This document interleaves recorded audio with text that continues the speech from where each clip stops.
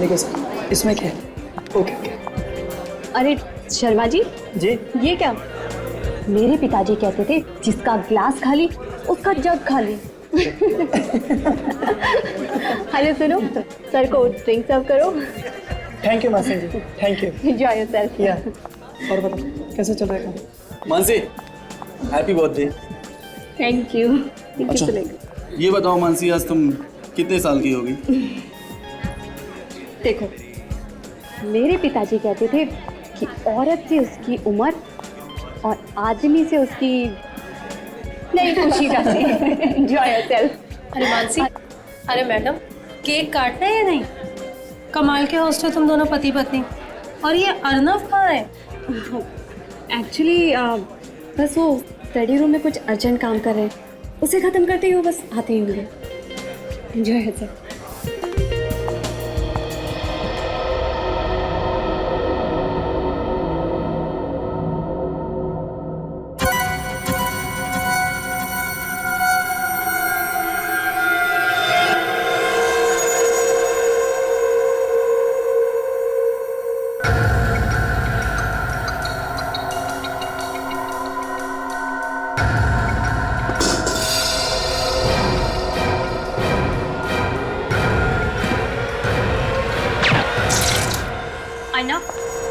अर्नव, ये सब क्या है? सारे गेस्ट आ चुके हैं, सब आपका वेट कर रहे हैं।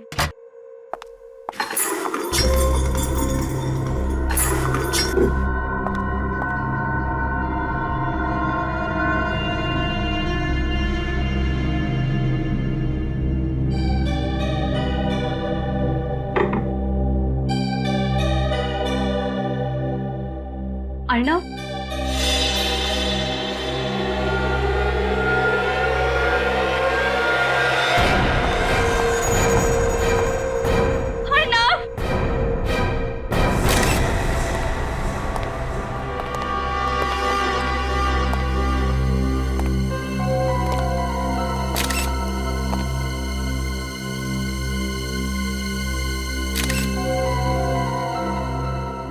पलटाओ इसे।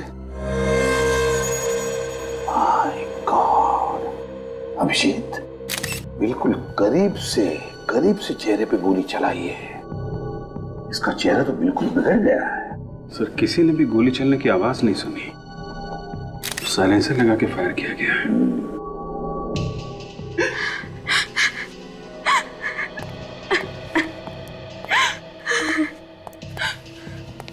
मानसी, देखो हमें भी बहुत दुख है तुम्हारे पति की मौत का, लेकिन अगर खूनी तक पहुंचना है तो हमें तुम्हें कुछ सवाल पूछने होंगे और तुम्हें जवाब देना पड़ेगा। क्या तुम जवाब दे पाओगी? जी सर। अच्छा मानसी, बताओ कौन कर सकता है ये? किसी पर शक है तुम्हें? नहीं सर, यहाँ तो सब अपने। अच्छा, क्या अर्नव की किसी के साथ कोई दुश्मनी थी? नहीं सर, उसकी किसी से कोई दुश्मनी नहीं थी। अच्छा, जब सब लोग हॉल में थे तो अर्नव यहाँ क्या कर रहे थे? वो मेरे साथ पार्टी में बाहर ही थे, पर अचानक उन्हें कुछ काम याद आ गया और वो यहाँ आ गए। क्या अर्नव इस कमरे में अकेले ही आया था या उसके साथ कोई और भी था, या फिर कोई अर्नव से पहले या अर्नव के बाद में कोई इस कमरे में आया था? कुछ मालूम है तुम्हें? वो तो अकेले ही आए थे, बस मैं उन्हें ढूंढते ढूंढते ही आ गई और मैंने अचानक देखा कि सर। हाँ फ्रेडी, ये देखिए सर, जूतों की निशान यहाँ भी है और यहाँ भी है। हाँ, मतलब खून इस खिड़की से अंदर आया है। हाँ यहीं से आया है, लेकिन अगर यहाँ से आया है तो फिर सिक्योरिटी गार्ड ने तो देखा होगा उसे। फ्रेडी, सिक्योरिटी गार्ड को लेकर आओ। Yes sir.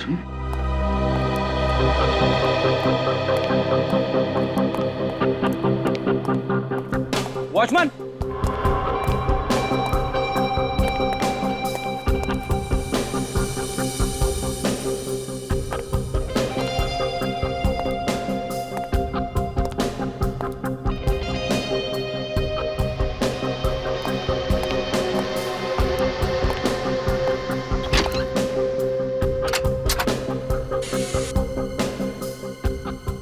सर हाँ।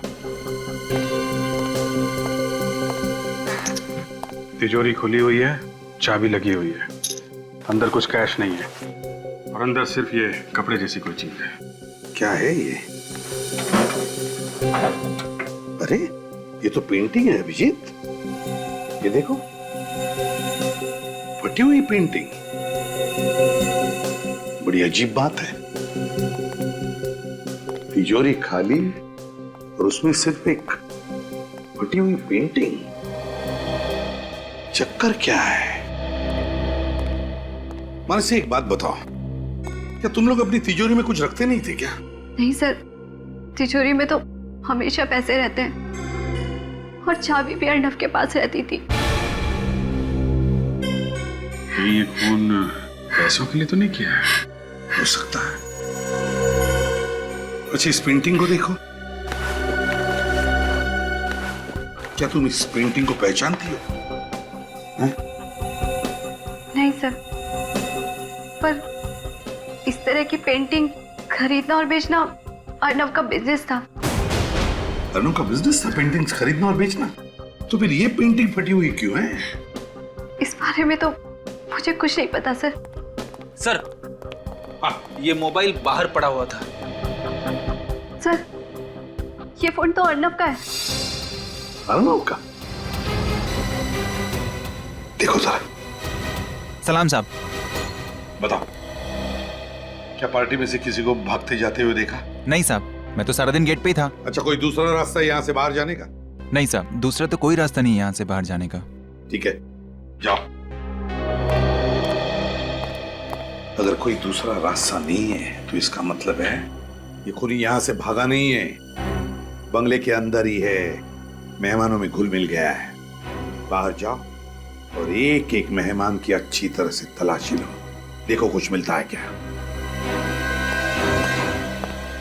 सर इस फोन से आखिरी कॉल किसी तन्मय को किया गया था, मगर उसका फोन बंद आ रहा है। तन्मय? यस सर, मोबाइल कंपनी वालों को बोल दिया डिटेल्स निकालने के लिए।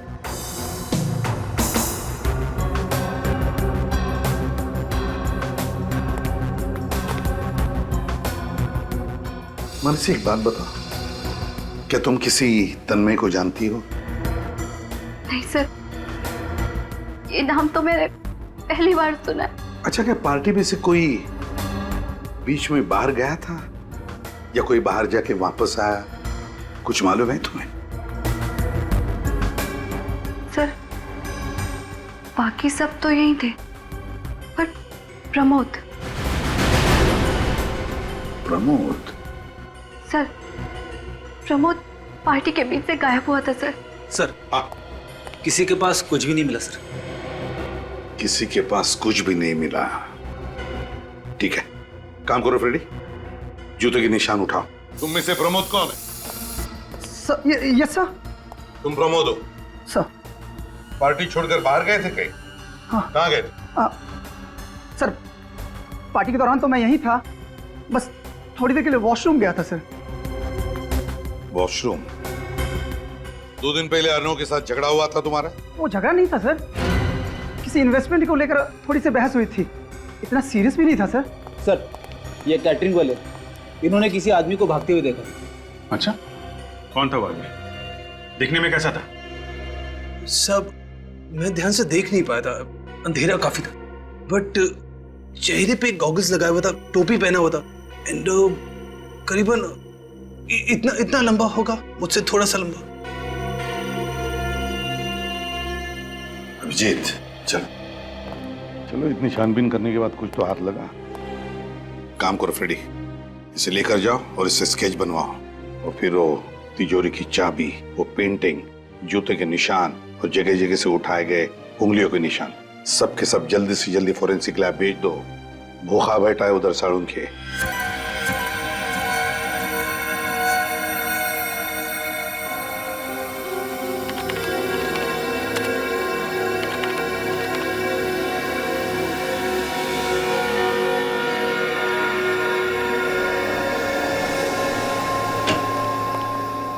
सबको एक दिन मिट्टी में मिलकर के ऊपर ही जाना है सालुक है, इसलिए मिट्टी चेक कर। ऊपर पापी लोगों को जगह नहीं है साड़ून के, तू यहीं पे बता दे। अबे चिढ़ता क्यों है? तू पापी नहीं है। आजा जल्दी से बता दे क्या मिला है तुझे। अर्नब के कमरे में पाए गए फुटप्रिंट में से जो आप मिट्टी उठा करके लाए हैं, उस मिट्टी में से मुझे 4 चीजें मिली हैं। 4 चीजें? कौन सी? घास फूस, डाबर, ईंट का चूरा और चौक।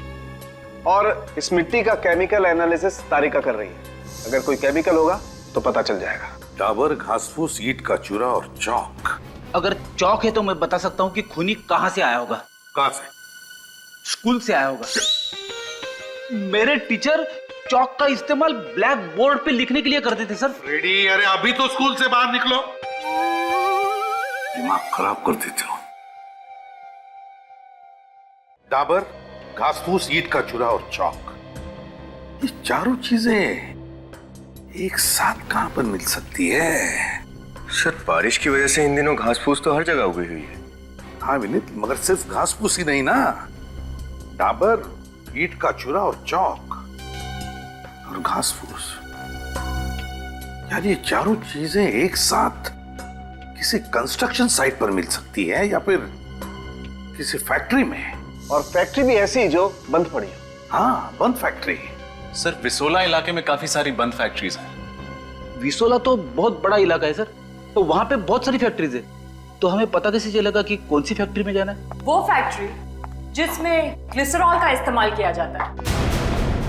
ग्लिसरॉल? हाँ, इस मिट्टी में मुझे ग्लिसरॉल के मॉलिक्यूल्स भी मिले हैं। ग्लिसरॉल के मॉलिक्यूल? सर का ग्लिसरॉल तो प्रिजर्वेटिव है, खाने पीने की चीजों में इस्तेमाल किया जाता है, जैसे कि वेफर चिप्स है, चॉकलेट्स है।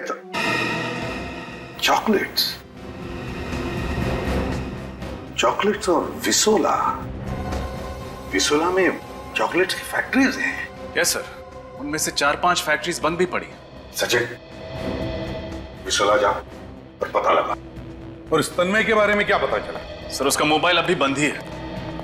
तन्मय को क्या लगता है मोबाइल बंद रखने से सीआईडी वालों को पता नहीं चलेगा कि वो कहां पर है? उसके घर परिवार दोस्तों से पता लगा उसके बारे में। पूरी कुंडली निकालो इस तन्मय की, पूरी कुंडली। Yes sir. और वो फटी हुई पेंटिंग किसी आर्ट एक्सपर्ट को दिखा। हो ना हो ये पेंटिंग ही हमें उस खूनी तक पहुंचाएगी।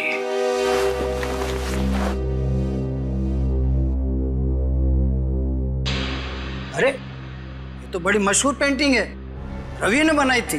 नाम सुना है रवि का? सॉरी, नहीं। बहुत मशहूर पेंटर था वो। करीब करीब 30 साल पहले बनाई थी उसने। आपको कहां से मिली है? जिस आदमी का खून हुआ उसके घर पर मिली। अच्छा ये बताओ कि आज की डेट में इस पेंटिंग की कीमत क्या होगी? आज की डेट में करीब करीब 50 लाख तो होगी ही होगी। 50 लाख? हाँ। किसका खून हुआ है? अर्नब नाम का एक आर्ट कलेक्टर था, उसी के घर से ये मिली। यही पेंटिंग्स वगैरह बेचने का बिजनेस था उसका। अरे पेंटिंग बेचने खरीदने वाले को तो करीब करीब सबको ही मैं जानता हूँ, लेकिन ये अर्नब नाम का तो कभी मैंने सुना ही नहीं। अच्छा एक बात बताओ, जब इस तरह की इतनी महंगी पेंटिंग बेची या खरीदी जाती है तो सबको पता चल जाता होगा? हाँ ऑफ कोर्स। तो आप बता सकते हैं कि आखिरी बार ये पेंटिंग किसने खरीदी थी? ये पेंटिंग मेरा ख्याल है कोई नरेंद्र नाम के आदमी को बेची थी। बहुत पैसे वाला है, लंदन में रहता है। तो फिर ये पेंटिंग यहाँ इंडिया में कैसे आई?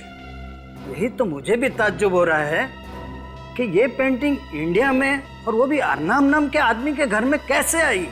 हो सकता है अर्नब ने ये पेंटिंग चुरा ली हो। चुराने का कोई फायदा नहीं, ये पेंटिंग तो नकली है। हाँ नकली पेंटिंग? हाँ। मतलब अर्नब नकली पेंटिंग्स बेचता था? हाँ सर, जरूर उसने किसी को ये नकली पेंटिंग बेची होगी और बदला लेने के चक्कर में उसने अर्नब का खून कर दिया। हाँ विनीत, सबसे पहले ये पता करना होगा कि अर्नब ने ये नकली पेंटिंग बेची किसको थी। सचिन, पिछले चॉकलेट फैक्ट्री का मालिक क्या नाम है उसका? Mister Raghav sir. सर ये राघव के बारे में हमने सब कुछ पता कर लिया, सारी जानकारी मिल गई है सर। ये राघव का कोई भी कनेक्शन नहीं है अर्नब से। इस एरिया में आखिरी चॉकलेट की फैक्ट्री है, देखे यहाँ क्या पता चलता है। अरे हम लोग सीआईडी से। अजय इस फैक्ट्री का मालिक कौन है? साहब ये फैक्ट्री अब कहाँ रही? ये तो बंद हो गई है। फिर भी कोई तो मालिक होगा ना इस जगह का। हाँ साहब, वो गगन जी हैं। उस दिन पार्टी में गगन नाम का कोई भी मेहमान नहीं था। इस गगन के साथ कोई और पार्टनर है यहाँ? हाँ साहब, है ना, वो प्रमोद सेठ हैं और कभी कभार आते भी हैं। ये प्रमोद था सर। अच्छा? हाँ सर, जब अर्नव की मौत हुई तब प्रमोद हॉल में नहीं था, गायब था। और कुछ दिनों पहले इस प्रमोद की अर्नव के साथ किसी बात को लेकर बहस हुई थी। इस प्रमोद से मिलना पड़ेगा। प्रमोद, सीआईडी आपसे मिलने आई है।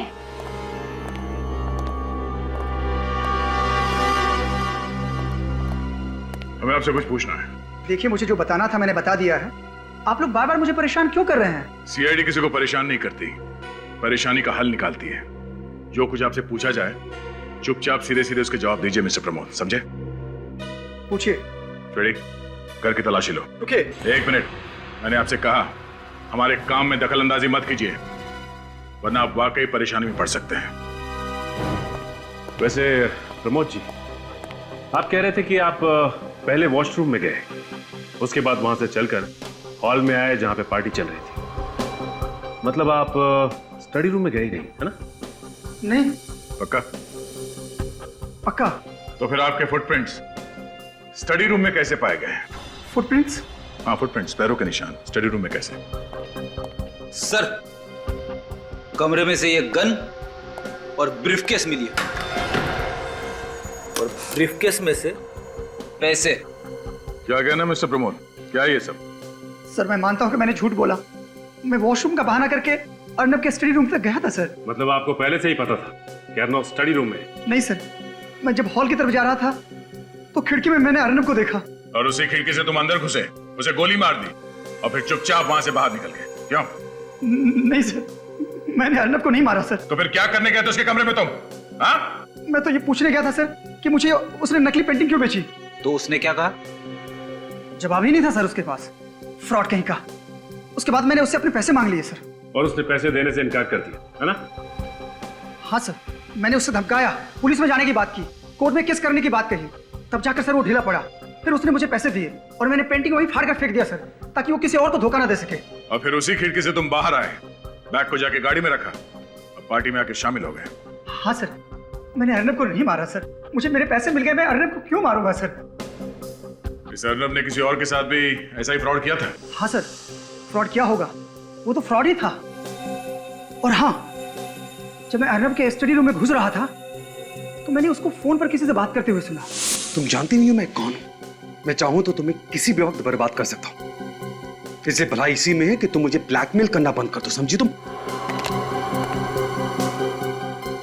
तुम्हारी कही हुई बात सच निकली तो तुम बच भी सकते हो,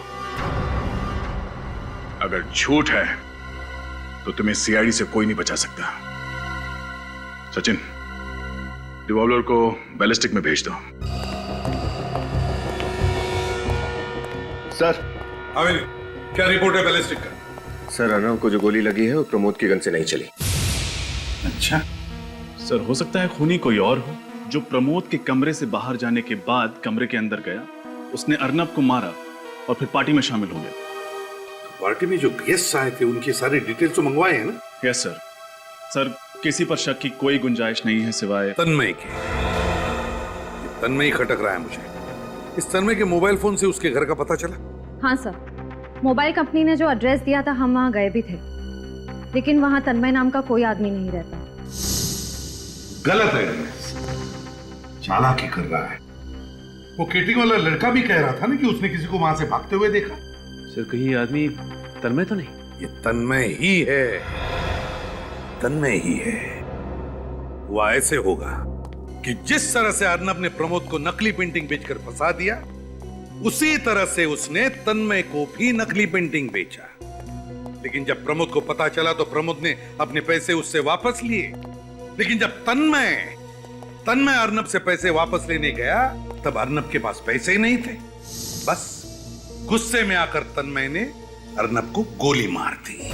हाँ सर, उसका तो धंधा ही था सबको फंसाने का। और सर, ये प्रमोद कह रहा था कि जब वो अर्नव के कमरे में घुस रहा था तो उसने अर्नव को किसी से फोन पे झगड़ते हुए सुना। झगड़ते हुए? किसके साथ? सर, वो एक लड़की है, उसका नाम शीला है, उसका एड्रेस है हमारे पास। शीला? अच्छा, तो शीला से जाकर मिलो और उससे अच्छी तरह से पूछताछ करो, अच्छी तरह से। ये शीला ही हमें बताएगी कि ये तन्मय है कौन। शीला, शीला,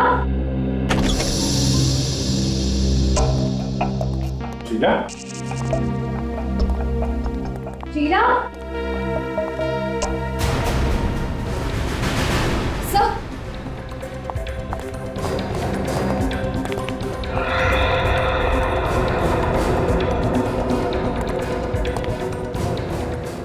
सर ये तो मर चुकी है। सर ये देखिए, गोली लगी है। सर एक बात समझ में नहीं आ रही है, ये शीला अर्नव को ब्लैकमेल कर रही थी। अब ना अर्नव रहा ना शीला, दोनों ही मर चुके। इसका मतलब कोई तो है जो अर्नब और शीला दोनों को अपने रास्ते से हटाना चाहता था। और वो जो कोई भी है रजत, शीला उसे अच्छी तरीके से जानती थी। ये देखा, दोनों कप में चाय है, मतलब वो दोनों यहाँ बैठ के चाय पी रहे थे। फिर किसी वजह से शीला किचन की तरफ गई होगी, तो उस आदमी ने पीछे से गोली मार दी। चेक करो घर को अच्छी तरीके से। सर कमरे में से ये मोबाइल मिला है। अच्छा, कॉल लिस्ट चेक करो। सर काम नहीं कर रहा, डेट है। सर ये डिवोर्स पेपर्स देखिए, शीला किसी गौरव की पत्नी थी। इन पेपर्स पे कोर्ट की मोहर नहीं लगी है, मतलब डिवोर्स प्रोसीडिंग अभी चल रही है, डिवोर्स फाइनल नहीं हुआ है। गौरव, कहीं शीला की मौत में इस गौरव का तो हाथ नहीं। मिस्टर गौरव, हम लोग सीआईडी से हैं। सीआईडी? जी कहिए। कहेंगे आप, पूछेंगे हम। सचिन रेडी, घर की तलाशी लो। बट मैंने किया क्या है? अपनी पत्नी का खून। क्या?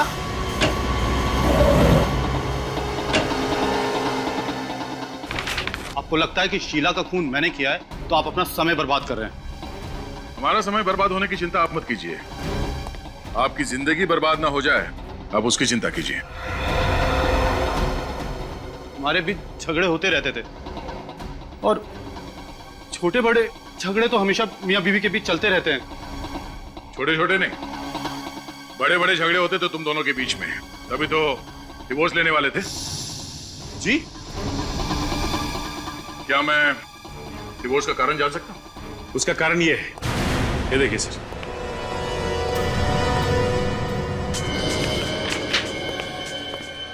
Dear Sheela, from Sumit. Love letters, love cards. ये सब क्या है गौरव जी? शीला का किसी और से अफेयर था, वो किसी और से प्यार करती थी। और हर पति को जिस तरह नाराजगी होती है, तुम्हें भी हुई, बल्कि तुम्हें नाराजगी नहीं हुई, तुम इस बात को बर्दाश्त नहीं कर पाए और तुमने शीला का खून कर दिया। ये बात सच नहीं। शुरू में मुझे नाराजगी हुई थी, फिर मैंने सोचा कि जब हमारी बनती नहीं तो साथ रहकर क्या फायदा। तो फिर ये कार्ड्स और लेटर्स कहां से आए? ये उस वक्त के हैं जब शीला का न्यू अफेयर हुआ था, तब वो यहीं रहती थी। कल रात कहां थे? कोलकाता। अभी 2 घंटे पहले की फ्लाइट से वापस आया हूँ। अगर आप चाहें तो मेरा बोर्डिंग पास और टिकट चेक कर सकते हैं। हम बाद में देख लेंगे। तो ये बताइए कि क्या आप जानते थे कि आपकी पत्नी शीला अर्नब को जानती थी? अर्नब? ये नाम तो मैंने पहले कभी नहीं सुना।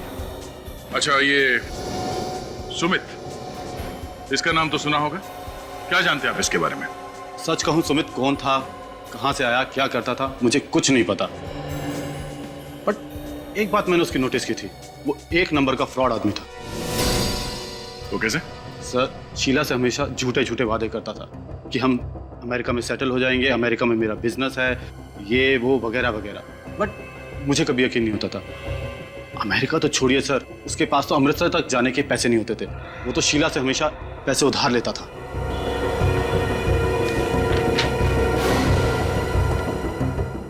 सुमित सच बोल रहा है या फिर ये गौरव?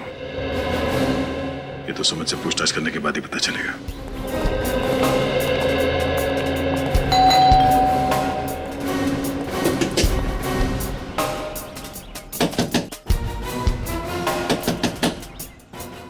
वहां से कोई दरवाजा नहीं खुला? एक काम करो, तोड़ दो। यस, मुझे सुमित, हम सीआईडी से, तुमसे कुछ पूछताछ करनी है। मैं सुमित नहीं हूँ, मैं संजय हूँ, सुमित का रूममेट। सुमित से मिल सकते हैं? होता तो मिलवा देता। मतलब? मैडम वो 1 घंटा पहले अपना सामान लेकर यहाँ से चला गया, तो कैसे मिलूँ? सचिन शेर, तलाशी लो। तलाशी क्यों? चुपचाप खड़े रहो। इधर। सुमित किधर गया तुम्हें पता? मैं सुमित का रूममेट हूँ, गार्डियन नहीं। मुझे बता के नहीं गया। उसने कभी शीला नाम की लड़की के बारे में तुम्हें बताया? उसका अफेयर चल रहा है शीला के साथ, बट एक्चुअली उसे शीला में इंटरेस्ट नहीं है, उसकी दौलत में इंटरेस्ट।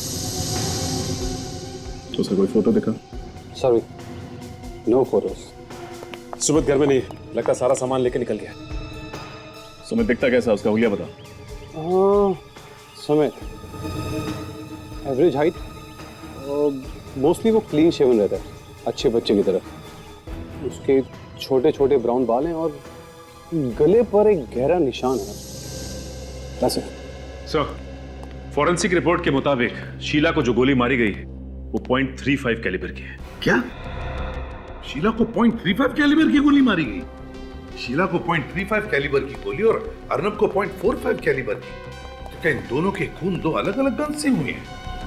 सर हो सकता है दोनों के कातिल ही अलग अलग हैं। रजत, ये भी तो हो सकता है कि कातिल एक और गन्स अलग अलग हो। बहुत बड़ा कंफ्यूजन है सर। एक तरफ अर्नव शीला को धमका रहा है कि वो उसे कंफ्यूज रेडी, एक मिनट जरा सोच ले दो। शीला के टेलीफोन की डिटेल जांचिए। हाँ सर, आखिर में शीला ने सुमित से बात की थी, पर सर चौंका देने वाली बात यह है कि सुमित का नंबर और तन्मय का नंबर एक ही है। मतलब सुमित और तन्मय एक ही आदमी है? ऐसा कैसे हो सकता है? अर्नव के घर पे केटरर ने जो तन्मय का हुलिया बताया था और सुमित के दोस्त ने जो सुमित का हुलिया बताया था, दोनों में जमीन आसमान का अंतर है। ये अर्नव और शीला के बीच में क्या कनेक्शन हो सकता है? सवाल तो बहुत है विनीत, लेकिन इसका जवाब वो तन्मय ही दे सकता है। तन्मय। सर एक और बात, पिछले 24 घंटों में शीला को 15 कॉल किए गए, विजय नाम के किसी आदमी ने। पिछले 24 घंटों में शीला को 15 कॉल्स किए किसी विजय नाम के आदमी ने। तो फिर इस विजय का पता लगा, उठा उसे। हो सकता है ये तन्मय का तीसरा रूप हो।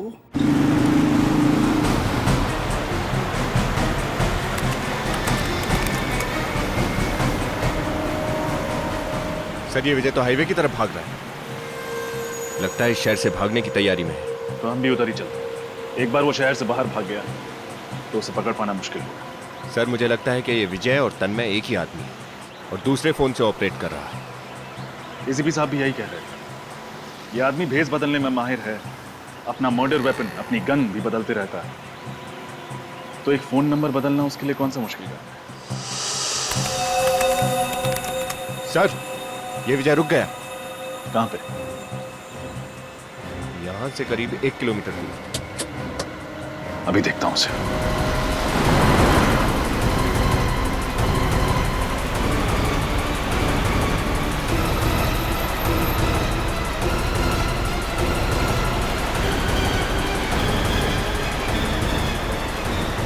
हो रही गाड़ी।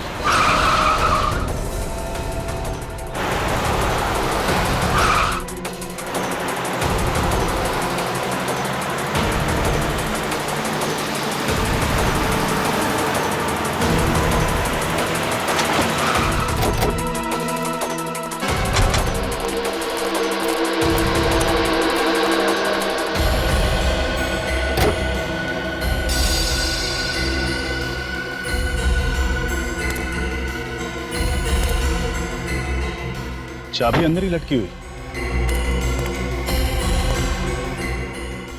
कोई आदमी नहीं।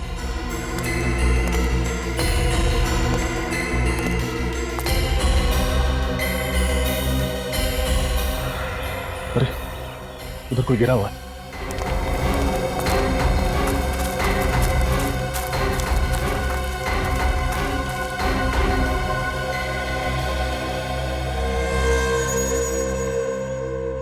तो गोली लगी है सर। तो अभी अभी किसी ने गोली मारी। सर तो जिंदा है। पहले इसको हॉस्पिटल पहुंचाते। कहीं ये विजय तो नहीं? जी। अच्छा जी, थैंक यू सर। विजय की हालत बहुत खराब है, उसके बचने की उम्मीद कम है। भगवान करे बेचारा बच जाए। अच्छा, फोरेंसिक रिपोर्ट आ गया? आ गई, फॉरेंसिक रिपोर्ट आ गई। बॉस, ये है वो गोली जिससे विजय को मारा गया, .22 कैलिबर की। पहले .45, उसके बाद में .35 और अब .22 कैलिबर की गोली। मतलब इस आदमी के पास हर तरह के गन्स हैं। और वो अलग अलग मेकअप करके भी घूमता है सर। हर आदमी ऐसा मेकअप नहीं कर सकता जब तक उसे मेकअप के बारे में जानकारी ना हो। सर हो सकता है कोई आर्टिस्ट हो, स्टेज पे काम करता हो, या फिर कोई मेकअप आर्टिस्ट। बॉस, मुझे एक बात और पता चली है। तो इतनी देर से चुप क्यों बैठा सालू के? अरे यार, थोड़ा नम्रता से काम लेना चाहिए अगर कोई मदद करे तो। हमेशा घोड़े पर सवार रहना ठीक नहीं है। अच्छा तू बता, जल्दी बता चल। विजय के कपड़ों पर से मुझे एक बाल मिला है जो विजय का नहीं। खूनी का होगा? डीएनए किया बाल का? नहीं यार तो फिर फटाफट कर सालू के, हमारे पास वक्त नहीं है और हमारे रिकॉर्ड में भी मैच करके देखो। Okay okay. रजत, ये विजय और शीला, मुझे लगता है इन दोनों के बीच में कोई ना कोई कनेक्शन है, कोई ना कोई कनेक्शन है। एक ये फोन रिकॉर्ड चेक किया? Yes sir. हाँ, लेकिन विजय और शीला के बीच में दूर दूर तक कोई कनेक्शन नहीं। सर। हाँ सर, विजय के बारे में काफी कुछ पता चल गया। क्या पता चला? वो ब्राज एसोसिएट्स में काम करता था और वहां के मालिक का नाम दीपक है। ब्राज एसोसिएट्स, मालिक का नाम दीपक। व्हाट? गोली मार दी? वो मर गया? मरा नहीं है, जिंदा है, हॉस्पिटल में है। मुझे मालूम है ये सब कौन कर सकता है।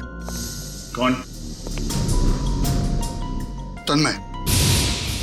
तन्मय? ये तन्मय आपके यहाँ काम करता है ना? हमारे यहाँ कहां सा, भाग गया यहाँ से। मेरा पार्टनर हुआ करता था, मुझसे चीटिंग करके मेरे ही पैसे खा गया। तन्मय ने पैसे आपके खाए, ये विजय कहां से बीच में आ गया? उसकी क्या दुश्मनी थी तन्मय से? सर, मैंने ही विजय को तन्मय के पीछे लगाया था पैसों की वसूली करने के लिए। अच्छा ये बताइए, विजय शीला को कैसे जानता था? सर, इसी बीच उसने अपना नाम बदलकर तन्मय से सुमित कर लिया और विजय को पता चल गया कि शीला से उसका अफेयर चल रहा है। बस तब से उसे जानता होगा। सर सच सच बताइए दीपक जी, बात क्या है? सर, विजय ने शीला को फोन करके बताया कि ये सुमित नहीं, असल में तन्मय है। तन्मय दिखता कैसा है? मैं आपको उसका फोटो दिखाता हूँ सर। ये रहा सर। ये तन्मय है। एसीपी सर को फौरन इन्फॉर्म करना पड़ेगा। तन्मय की फोटो तो हमारे हाथ लगी, लेकिन उसके बारे में और कोई जानकारी मिली? नहीं सर, अब तक कोई जानकारी नहीं। सर, हाँ, ये देखिए उस बहरूपीय तन्मय का एक और रूप।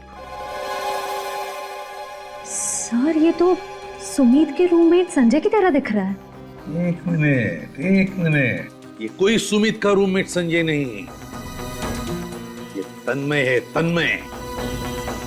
नहीं, एक काम करो, इसका स्किन कलर थोड़ा डार्क करो।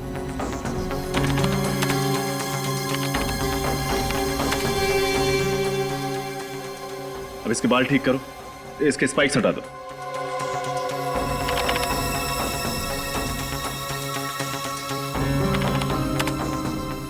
हाँ, इसकी आईब्रोज थोड़ी मोटी।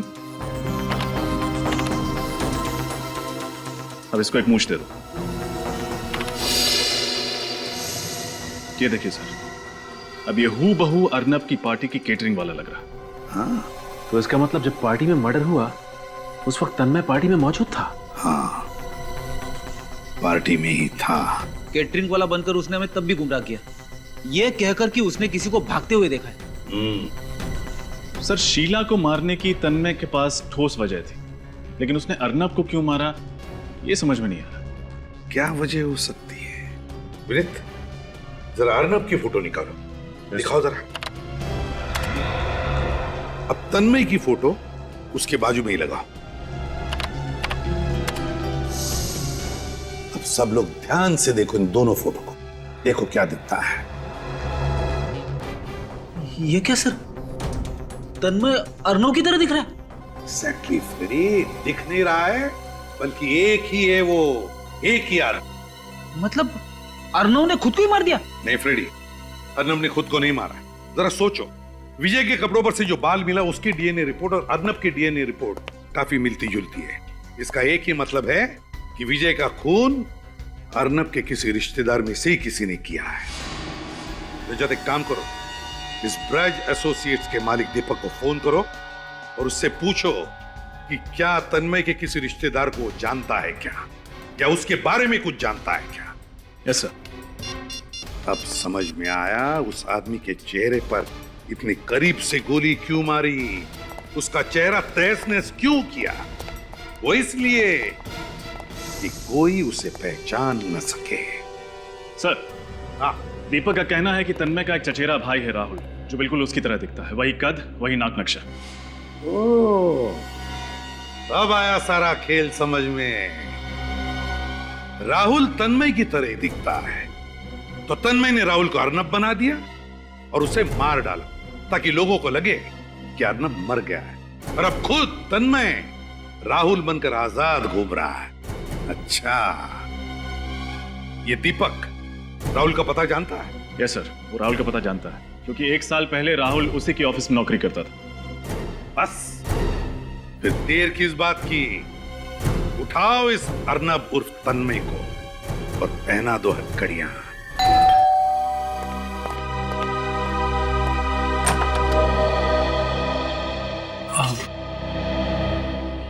जी, किससे मिलना है आपको? हम लोग सीआईडी से हैं। आप मिस्टर तन्मय? जी नहीं, मैं तो राहुल हूँ।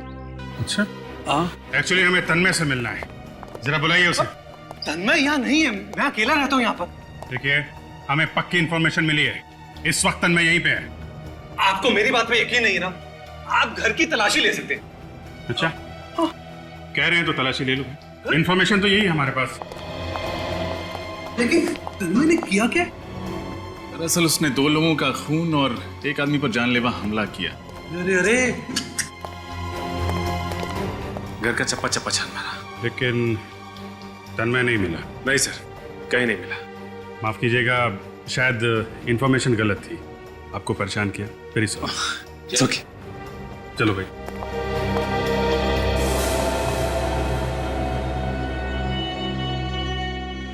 लगते तो यही हैं। हाँ सर, बुरा मत मानिएगा, कहीं आप ही तन्मय तो नहीं है?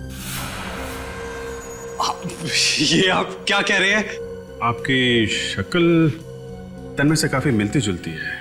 वो एक्चुअली हम लोग कजन है ना, तो अच्छा, आपको अगर मेरी बात पे यकीन नहीं है तो ये लीजिए, मेरा ड्राइविंग लाइसेंस चेक कर लीजिए, या मेरा पैन कार्ड या पासपोर्ट। आप चाहे तो मेरा डीएनए टेस्ट करा सकते हैं। नहीं, उसकी कोई जरूरत नहीं है। एक्चुअली आपकी शक्ल बिल्कुल मिल रही थी, इसलिए सॉरी आपको डिस्टर्ब किया, वेरी सॉरी। है इट्स ओके।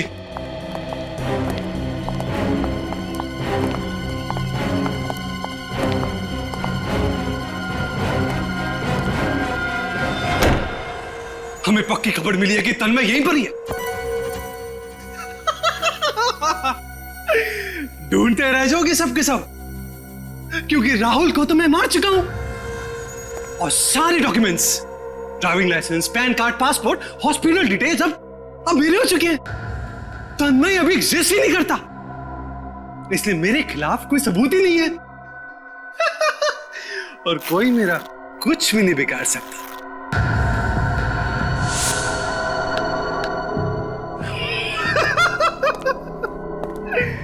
रूप बदलने में मैं माहिर हूं, और सीआईडी को पता नहीं चलेगा कि मैं कौन से रूप में कब था। मैं हूं कॉन मैन, और सीआईडी यही सोचती रह जाएगी कि वो कौन सा मैन था।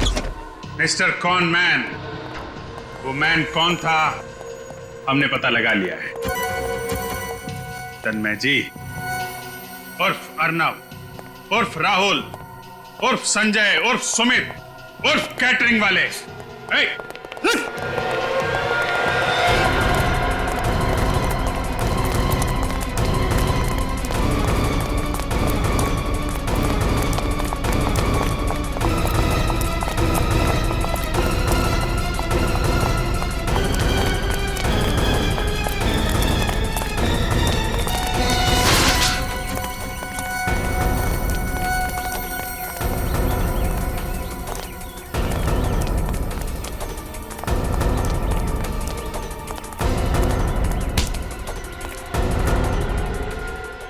बाद भाग लिया।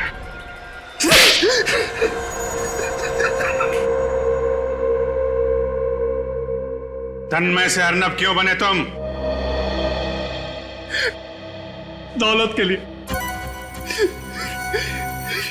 मेरे मानसी की करोड़ों की दौलत के लिए अर्नब बनकर उससे शादी की। और सुमित, सुमित क्यों बने तुम? मैं सुमित बनकर शीला की जिंदगी में आया, उसे प्यार का झूठा नाटक किया, क्योंकि मैं जानता था कि उससे डिवोर्स के बाद अपने पति से ढेर सारी दौलत मिलने वाली है।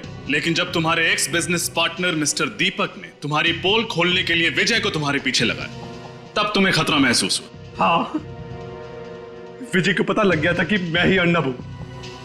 उसने शीला को फोन करके मेरी धोरी जिंदगी के बारे में बताया। अर्नब का मरना अभी जरूरी था और मैंने खुद अपनी ही मौत का प्लान बनाया। और उसके लिए तुमने अपने भाई राहुल को बलि का बकरा बनाया, जो हूबहू तुम्हारी तरह दिखता था।